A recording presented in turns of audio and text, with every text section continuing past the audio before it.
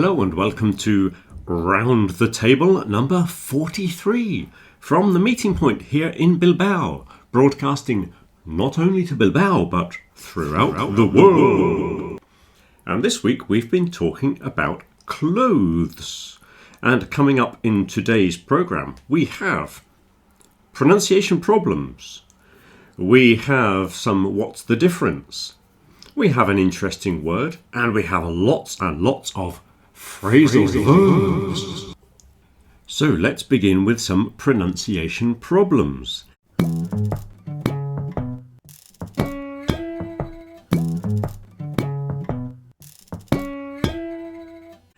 Here's something that came up this week. We were talking about having the correct shoe size. Shoe size. Sh-u-s-i-z. Shoe begins with a sh, shoe. And then size begins with s, finishes with z. Shoe size. 3 different consonant sounds there. Sh, s, z. Shoe size. Very difficult thing to say. Here's another one that often comes up when discussing suits. People who are talking about wearing a suit to a wedding, for example, or wearing a suit to the office.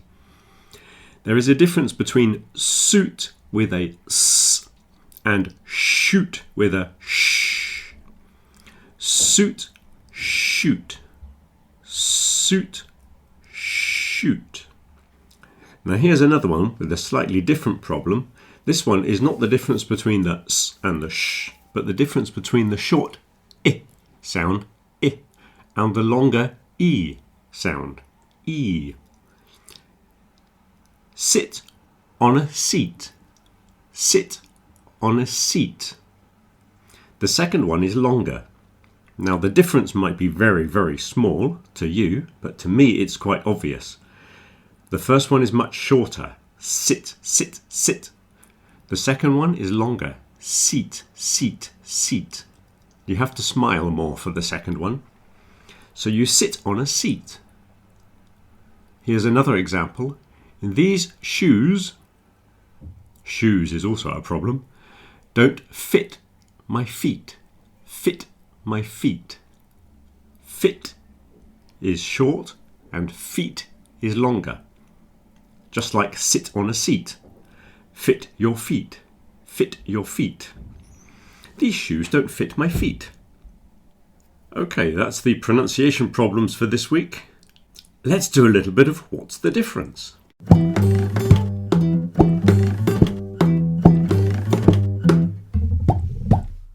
Okay, so what's the difference between it suits you and it fits you? We're talking about clothes, remember? It suits you, it fits you. If someone has bought a new jacket and you say it suits you, it means you look good. You look good. This is a good colour for you. The style is good for you. So you look good. It suits you. It fits you. Fit in this context is referring to the size. Okay? Just like these shoes don't fit my feet. We were talking about the size of the shoes before. So if this jacket fits you, it means it's the correct size. If it suits you, it means it's a good colour or a good style. And here's another one. You look good or you look well. You look good, you look well. Usually when we use well, we're referring to health. If you look well, it means you do not look ill. You do not look sick, but you look healthy. You look well. If you look good, we're probably talking about what you're wearing and the style of clothing. Probably. It's like, I feel well means I feel healthy. Whereas I feel good means I feel kind of happy or something like that. So good and well in those sentences mean slightly different things. Here's another what's the difference which is often confused. Nothing like or nothing to do with. Nothing like means they do not compare. They are not similar. So if I say I am nothing like my brother, I am tall and slim, my brother is short and fat, then I can say I am nothing like my brother. If one of us is an introvert and the other one is an extrovert, you can say I am nothing like my brother. But if you say nothing to do with, it means there is no connection between the two. So, for example, the house prices in Bilbao are much more expensive than in the past. House prices have gone up a lot in recent years. At the same time, there has been an increase in tourism. There is more tourism and the house prices have gone up. However, I do not think there is a connection between the two. So I can say the increase in tourism has nothing to do with the increase in house prices. They are not connected. Nothing to do with. If I say I have nothing to do with my brother, it means we have no contact. I do not speak to him. Okay, so it's quite a different thing. Nothing like means they are not similar. Nothing to do with means there is no connection.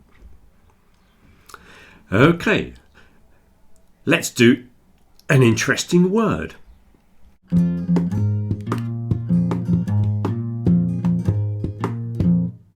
A word that came up in conversation this week was carton. Now, I don't know why we were talking about cartons. It has nothing to do with clothes. But a carton is a container. You get a carton of milk or a carton of juice. Those kind of containers are called cartons. It's not called a brick, okay? We don't call it a brick. We call it a carton. Carton looks like the Spanish word for card. Now, we often use card for very thick paper. In fact, you can also use it for something that you send to other people with something written on it, like happy birthday. You can get birthday cards and Christmas cards. And you can get a postcard as well. A postcard is the one that you send when you go on holiday. They're called postcards. It's a card that you send through the post. Cardboard is the material that you often make things out of, like a cardboard box. Maybe it's a bit thicker than normal card. So card and cardboard. We've also got the word cartoon, which is related to carton. A cartoon, now we refer to it as those humorous drawings of funny people with big noses and things. It might be something in the newspaper, like Garfield or something like that you see in the newspapers. That's a cartoon strip. Or sometimes they're animated cartoons, like Mickey Mouse or The Simpsons. They are also cartoons. If you go back in time, back to the Renaissance times, they were drawings that were done on pieces of paper. This is the connection.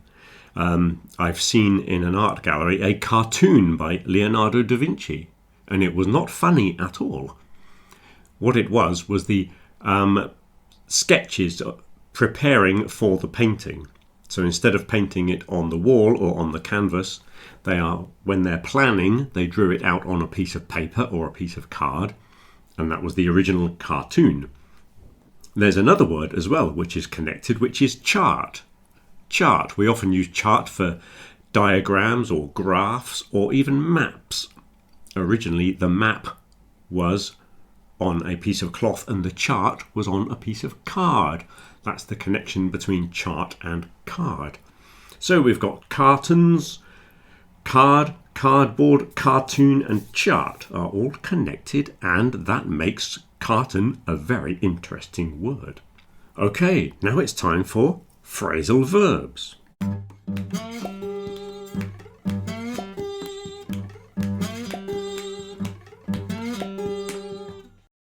So there are several phrasal verbs that came up with relation to clothing.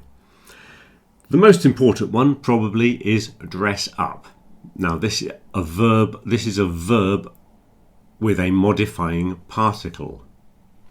So dress is to put on clothes. But dress up, remember, is to put on special clothes for a wedding or for carnival. When you put on a costume, you dress up for the event. So dress up is like dress, but special clothes. The next one is wear out. Again, wear is what you do with clothes. You wear clothes, don't you? But if you wear them out, it means that you wear them so much that they break. So if you have a favourite pair of shoes and you wear them every day for 2 years, eventually they wear out. You have holes in them and they start to let in the water. So they wear out. Then you can take wear out and use it as an adjective, and you make worn out. So you can talk about a worn out pair of shoes that have been worn so much that they are very old and broken. They are worn out. The same thing can then be applied to parts of engines. You can have components in engines or machines that wear out as well, meaning they've been used so much that they break and they don't work anymore. So that is worn out as an adjective, which can also be used for exhausted. Some people say, I've had such a busy day that I am completely worn out. I am exhausted. So wear out gives you the adjective worn out. Break in is an unusual phrasal verb. Most people think of break in as criminals coming into your house, or somebody broke into the bank, like a burglar. But you can also use break in with a new pair of shoes, or a new pair of boots. When you buy them, they're quite hard. The leather is very hard, and sometimes they hurt your feet. But after a few weeks, they change shape and they mold into the shape of your feet. You could say you have broken in your shoes. They break in. The same can be used for wild horses. If you catch a wild horse, we're back to the taming of wild horses and the domestication like we discussed last week. If you want to tame a wild horse, you have to break it in. So break in is a very useful phrasal verb. Break down, of course, is another way of saying something stops working, like your car breaks down. Then you can make that into a breakdown. It turns into a noun. You can also turn it into an adjective, a broken down car. You can also make a compound noun with a breakdown truck. Breakdown as a noun and truck as a noun. The vehicle that comes to take your car away when your car breaks down. That's a breakdown truck. A compound noun. Hand down. Hand down is when you give something to either the next generation or your younger brothers or sisters. So clothes in the past, this was very common, not so common today, hand-me-downs are the clothes that you kind of inherit from your elder brother. As we grow up and our clothes are no longer useful to us, or they no longer fit us, you hand them down to your younger brothers or sisters, and they are called hand-me-downs. Stand out is when you are very noticeable from a crowd of people. If you are very, very tall with bright red hair, you will stand out from the crowd. Stand out gives us the adjective outstanding, usually used for when something is really good. Of course, all it means is it's very noticeable, but we use it in a very positive context. So outstanding is something that's very noticeable because it's so good. The opposite of stand out is to blend in. Blend in. If you want to look exactly the same as everybody else and not be noticed, you blend in. If you want to adjust the size of your clothing, if you want to make something narrower, you take it in. Or you can have your trousers taken in. If you want to use a causative have, and you employ somebody to do it for you, you take them in. You can also let them out to make them bigger. So let out is the opposite of take in. You can also take up your trousers. If you make them shorter in the leg, you take them up. And the opposite is to let down. But that's not let down disappointed. That's another let down. So there are various phrasal verbs to do with adjusting the size. Now here's two more phrasal verbs, which I could have included in the what's the difference. Not necessarily connected to clothing, but it came up in conversation this week. Grow up and bring up. Grow up. What's the difference there? First thing is, grow up is an intransitive phrasal verb, so it has no object. Children grow up. You don't do it to somebody else. Grow is only increase in size. It's a physical size thing. So my plants are growing on the balcony. They're not growing up. Grow up is to become an adult, to be more mature in your behaviour. So if somebody's being very silly and very childish, you say, grow up, be an adult. So grow up is more than just size. It's a change in behaviour as well. Then you can make it into an adjective, grown up, which is very useful if you are a bit older and you have children, but your children are now adults. It's very difficult to talk about your children because it sounds like they're very young. So you can talk about your grown-up children. I have 2 grown-up children. It means they're still your children, but they're not children, they're adults. So grow up becomes the adjective grown up. The other one was bring up. Bring up is transitive. So the parents bring up the children. The children are the object here, okay? So parents bring up children. It means to raise them, to feed them, to educate them, everything else that parents do for children.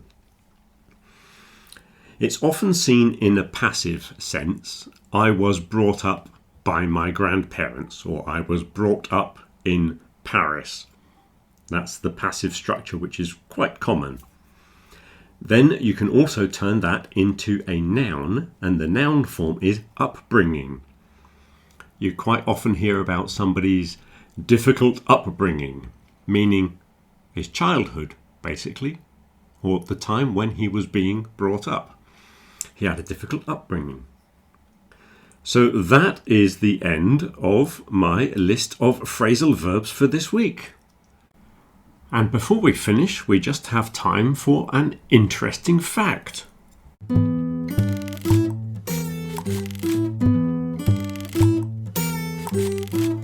Apparently, in the Indian state of Tamil Nadu, they employ something like 100,000 children in the factories producing clothes for the Western market. And over the course of 3 years, these children earn the equivalent of 130 euros for 3 years of work in a factory. Now that is an amazing fact.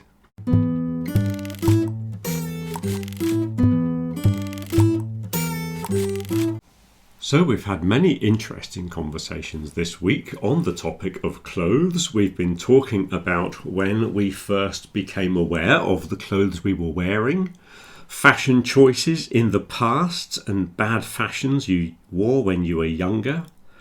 We've been talking about people wearing uniforms and school uniforms and what is the correct thing to wear in certain situations. We were talking about nudity as well, and why we have so few restrictions about what you can wear on the beach or when you're near water. As soon as you leave the beach, you have to put your clothes back on. And what you are allowed to wear in churches, and what you should wear to a wedding, and dress codes in offices, and what our clothes say about us, and making a statement through your clothing. Why people wear t-shirts with things written on, Are they trying to be funny, or do they just want to advertise the fact that they like heavy metal bands? So that's the end of this week's podcast. Don't forget to join us next week. We are going to be talking about guilt with a little bit of morals. And who is to say what is right and what is wrong? And when is it correct to apologise for our past misdemeanours? So join us next week here at Round the Table. Have a good week. Till next week.